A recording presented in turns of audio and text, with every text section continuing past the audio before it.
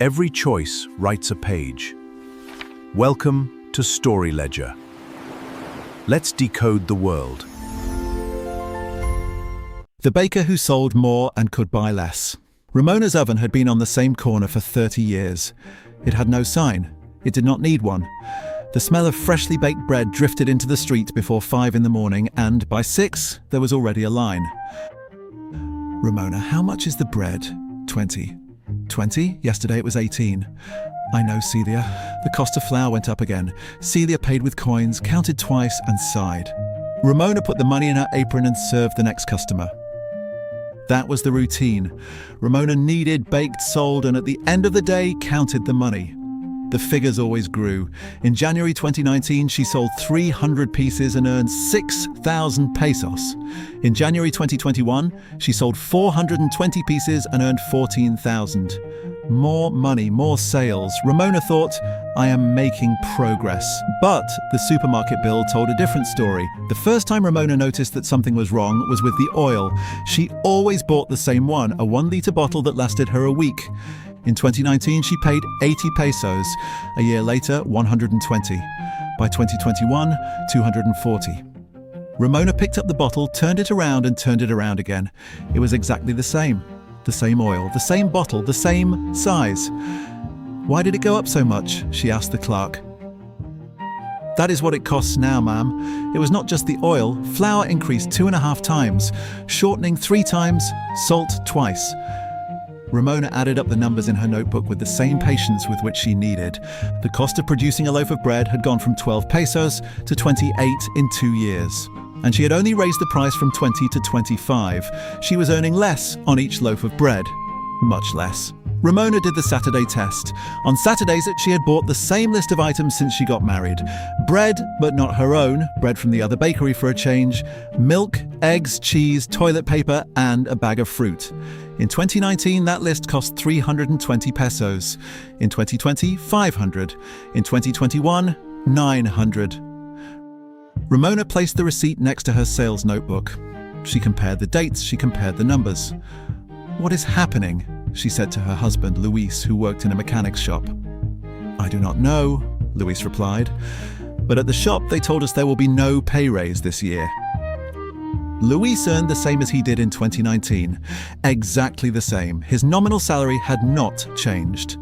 But the Saturday list went up every month, sometimes every week. I do not understand, Ramona said. I sell more than before, I earn more than before, but at the end of the month I have less left over.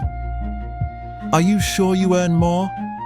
Ramona checked her accounts. The figure at the end of the notebook was higher, yes, 26,000 pesos a month. In 2019, it was 12,000. It was more. Yes, she said, I am earning more. Luis pointed to the supermarket receipt. 900 pesos. In 2019, the same list cost 320. How many Saturday lists can you buy with what you earn now? Ramona did the calculation. 26,000 divided by 900. 28 lists. And then she did the calculation for 2019. 12,000 divided by 320. 37 lists. I could buy more before than I can now, she said quietly. Exactly, Luis replied. But I earn more. You earn more banknotes, he said. But each banknote buys less. Ramona remembered something her father had told her when she was a child. Money is like a glass of water. You can have more glasses, but if each glass is emptier, in the end you do not drink more. Her father knew nothing about economics. He was a carpenter, but he understood glasses and water. Ramona began asking questions to her sister-in-law who worked at a bank. Why does this happen? To her neighbor who studied business administration. Who decides that money should be worth less? To a customer who was a secondary school teacher. Does this have a name? The teacher explained that the phenomenon had a name: inflation. It is as if money were shrinking, the teacher said. Every year, with the same number of banknotes, you can buy fewer things. When that happens quickly, people start demanding higher wages. And then companies raise prices to pay those wages, and wages go up again. It is a staircase that never ends. And how do you get off it? The teacher shook his head. It is not easy, but the first thing is to understand that it is not your fault. And it is not Luis's fault. It is a problem with the whole system. Ramona kept asking questions.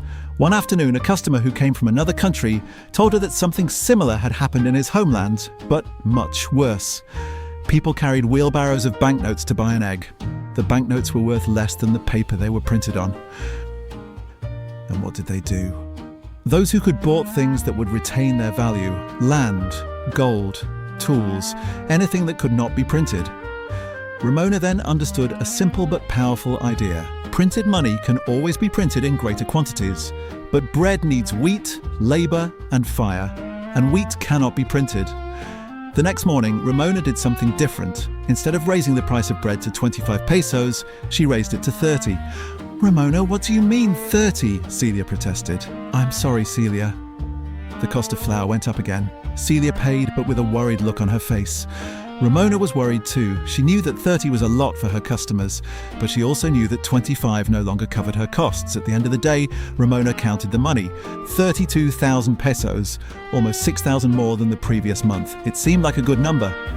Ramona went to the supermarket. She bought the items on the Saturday list: bread, milk, eggs, cheese, toilet paper, and fruit.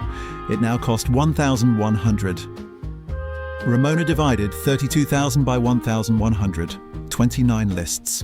The previous year she had been able to buy 28. Now 29. She had improved by one list. "It is not much," she told herself, "but it is something." Luis came home from the shop with news. "They gave us a raise, 4%. "And is that good?" "It is less than inflation," Luis said. "We are earning less than before, but a little less badly." Ramona then understood what the word real meant. There was a difference between what she saw in the banknotes and what she could do with them. She could have more banknotes and be poorer. She could sell more bread and have less to eat. Ramona decided to do something she had never done: calculate how much she really earned. Not how many banknotes, but how many Saturday lists. That was her real currency.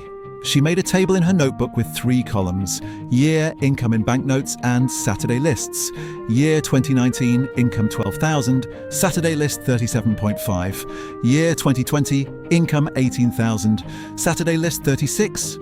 Year 2021, income 26,000, Saturday list 28.8.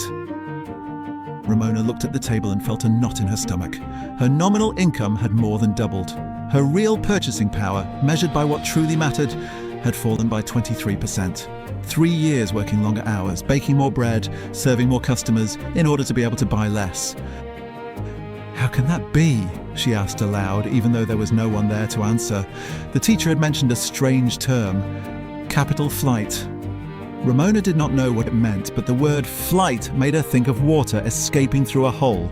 Her money was escaping. She could not see it, she could not point to it, she could not plug the hole, but it was escaping. "Every day," Ramona said one morning as she kneaded, "every day I work the same amount. I make the same bread, I sell the same bread, and every day I can buy less with what I earn. I am working to lose." It was not a complaint.